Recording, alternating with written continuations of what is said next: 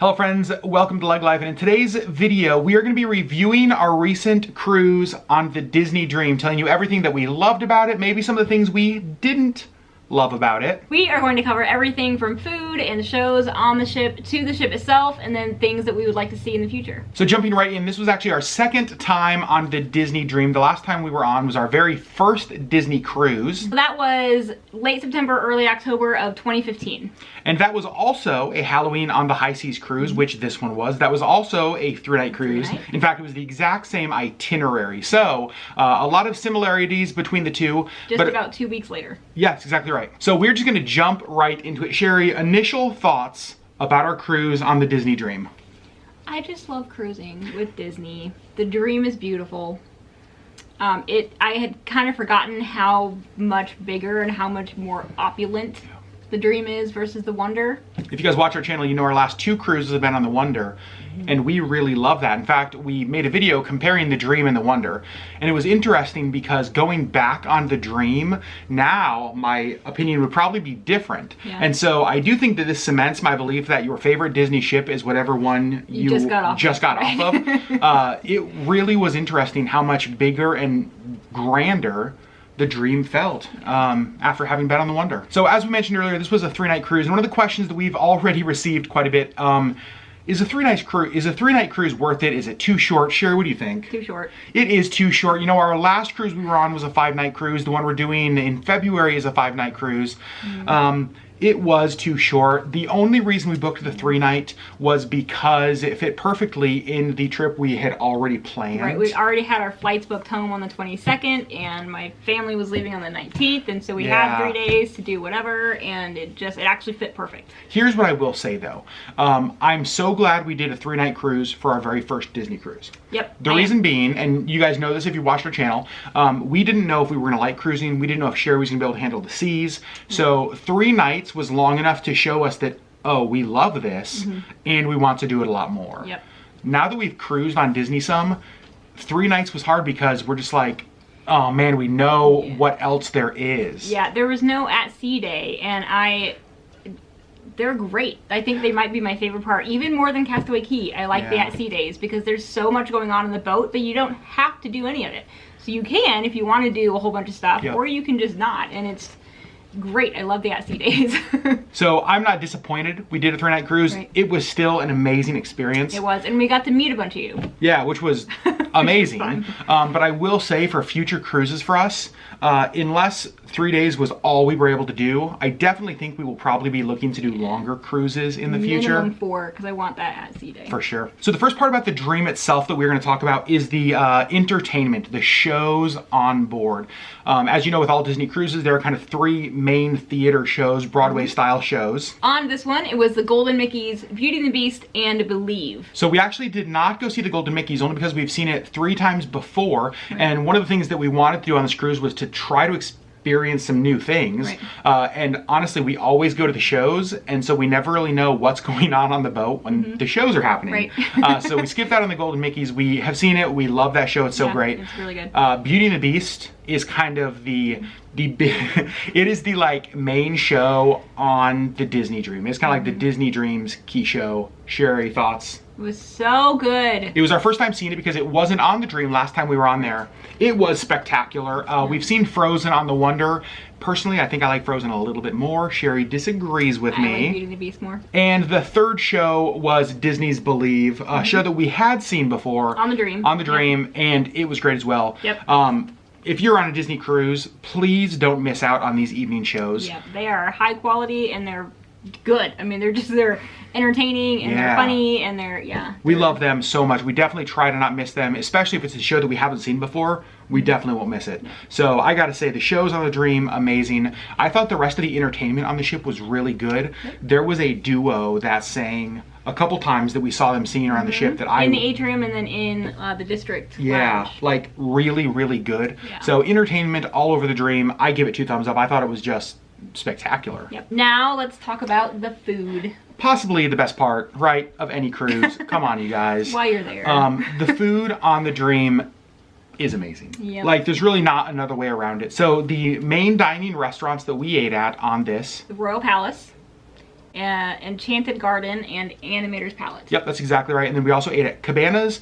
We also sampled some of the other like quick service food around, and you guys... We had a couple ice creams. Yeah, we definitely had a couple ice creams. On the first night of the cruise, we ate at Royal Palace, a restaurant we have eaten at before. And it's actually also very similar to Triton's on the Disney Wonder, and we've heard it's similar to Lumiere's on the Magic. This is kind of the main restaurant that's off the atrium on the ship. So it's like, as you walk into the atrium, it's right there, kind of front and center.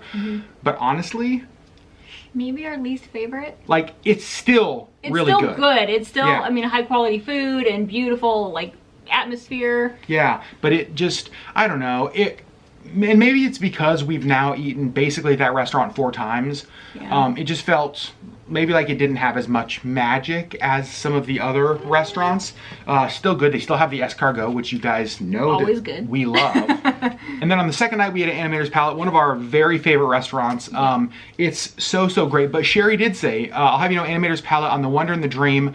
Same basic restaurant. Same menu. Same menu, but there are some differences. You said you like the Wonder better. I think I do. The Dream definitely feels newer, more technologically advanced, like the way they use the screens and stuff.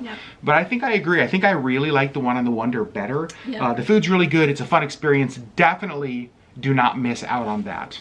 And the third restaurant, the third night, was Enchanted Garden, which we had not been to before. Yeah, this was a totally new experience for us. And honestly, as far as food goes, I think for me, ended up being my favorite of the 3.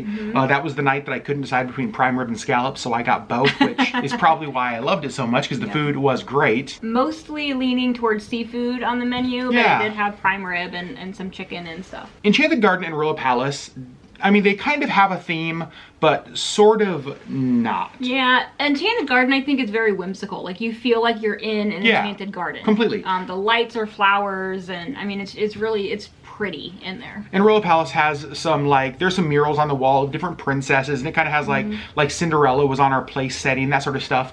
But it doesn't feel overly themed. Whereas we've been on the Wonder, and obviously they have Tiana's place, which extremely themed. Is extremely themed. And that's actually one of the things that they've talked about with future, not just the new cruise ships coming online, but what they're doing with the older Disney cruise ships, is kind of giving each one of the ships its own themed restaurant. The Dream currently doesn't have that. So Sherri, when you think about, because Animator's Palette's not going anywhere. Right. Animators is a staple. It's staying. I would assume so. I would assume so. So when you think about Royal Palace, or you think about Enchanted Garden, which of those would you like to see go away in order to make room for a new themed restaurant on the Dream? I would probably like to see Royal Palace, just because it's very just not themed even remotely. I feel like Enchanted Garden kind of is, because it does feel like you're in an Enchanted Garden. I have a feeling that they will actually change Enchanted Garden, though. Exact same for me. Because of placements, because of where it's at. Yeah, I feel the exact same way. I wish they'd get rid of one. I think they'll probably get rid of the other. Enchanted Garden is more in a location of the ship that's more similar to where like Tiana's is. But either way, it's one of the things that we've seen with Tiana's is that you know that whatever Disney does is spectacular. Right? So when they do decide to add, which I do think they will, I think that that's going to be one of the focuses of Disney moving forward, is that each ship has like its own specific show, right? And then its own specific kind of themed restaurant. And also along with that, the Disney Dream is scheduled to go into dry dock, I think, in 2021. So my guess is that when it goes into dry dock and then comes back out, that is when we will see some big changes like that made on the Dream. So as we said earlier, we were on the Dream 3 years ago, and there have been a few changes made. Yeah, as we mentioned earlier, Beauty and the Beast, which was a change we loved. They did add a candy shop called Vanilla Peas, which is right by Cabanas, the buffet. And it's amazing. Really good. Really and super themed and super cute. For sure. Just, you know, all the candy in there. They have like cupcakes, they have macarons, they have gelato, they have ice cream, they have just a ton of like individual candy. That stuff is not included in the price of your cruise, but it actually was pretty affordable, I thought. So I got like a little birthday cupcake that was kind of a normal size cupcake with some stuff on top and really cute, and it was $3.50. It wouldn't have been $3.50 in the parks, that's for sure. So obviously one of the areas that we spend the most amount of time on any Disney cruise ship is the adult only areas. Maybe one of the reasons we are so in love with Disney. They have spectacular adult areas that are actually pretty like not crowded. There's normally not a ton of people there. Yep. So Sherri, one of the places we go a lot is the Cove Cafe, which is the coffee shop. Yep. Did you love it? Compare it to the Cove Cafe on the Wonder? It's bigger, I think. A little more seating, but still cozy and feels like a nice coffee shop to kind of hang out in. Yeah, very similar. And then as far as pools go, you know, one thing that was really interesting, last time we were on the Dream, we didn't apparently explore the whole ship. I thought we did. Because this time we stumbled upon the Satellite Falls. A deck up from like the normal. Yeah, and like I'm just walking around and I find this a second adult-only pool area. It's kind of a rainforest, you know, waterfall kind of thing that we spent a bunch of time at and really, really liked. Yep. I will say the adult-only areas on the Dream feel newer, feel nicer, a little higher end than on the Wonder for sure. So yeah, it's got like a misting pool, then like the swim-up bar. And yeah, so it definitely feels a little bit nicer than the Wonder.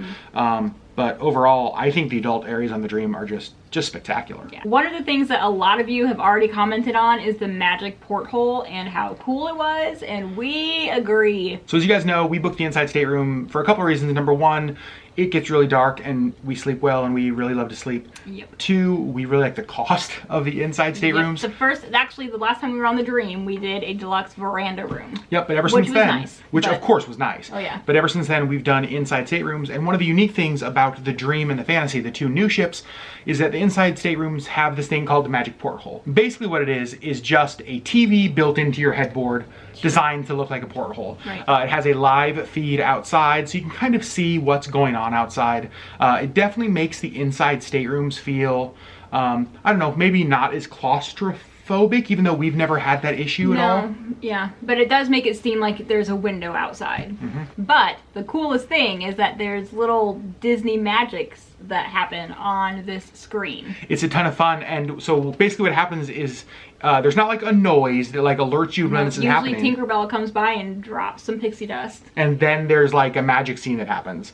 And so it's really funny because we would like start to notice when Tinkerbell came on the screen. We'd be like, oh, we'd like stop whatever we were doing and like watch like, what's gonna happen, what's gonna happen. So that was a ton of fun. Definitely wish that the inside staterooms on all Disney ships had that. Yep. That would be a nice feature. Yeah, but the Wonder and the Magic do not have them. No. So because the Dream is one of the two larger ships, some of the questions that we've got are, do you notice all of the people? Right? Can you tell that there's a lot more people on there? And on the ship, I don't really think. Not really. Not really. The boat itself, you can tell, is bigger. It takes longer to get places. The atrium is more grand, that kind of stuff. However, one of the places we do notice the difference is actually on Castaway Cay. Yep. Remember, there might be 1,000 more people on the boat, or several hundred at least, compared to the smaller ships. So that is one thing to keep in mind, that if you're going to Castaway Cay and you're on the Disney Dream or the Disney Fantasy, that's when the most amount of people are on the island. So we did notice, I don't think we got off the boat any later this time than the last time we were there on the Wonder. But we had to walk much farther down the beach to find a lounge chair. Yeah, we had to walk further down the beach. It was a lot more busy. But then also coming back to the boat, the line for security, because you have to go through like security to get back on the boat, was longer. But again, there's just more people trying to process in and out and more people on the island. So that, I mean, it's not really a negative, it's just something to be aware of. Right. We did want to touch on real quick, Halloween on the High Seas. This was the second time that we'd done it. We did it first time on the Dream last time, and this was actually the first time that we did the Nightmare Before Christmas like movie thing. It was a lot of fun. It was 3D, so it was like a sing along. Just the songs had words below, so you can kind of sing along. And then Jack and Sally showed up on stage at the end of it, and then you could go out and meet them, and it was fun. Yeah, they do a lot of Halloween themed stuff on the ship, obviously for Halloween on the High Seas. There's a lot of decorations around the ship. There's some special shows, that kind of stuff. Yep. So I'd say that if you're cruising, whether it's Halloween, whether it's the Merry Christmas Time cruises, whatever it is, take part in those things, because those are some of the things that you don't get on a normal Disney cruise. Right. Right. They're And unique. They're unique to that time. So we do love cruising during Halloween time to get to experience all of that. We went to the pumpkin tree show. Yep, in the atrium. Yep, and so there's just a lot of fun stuff going on around the ship. You can see all the characters in their Halloween costumes.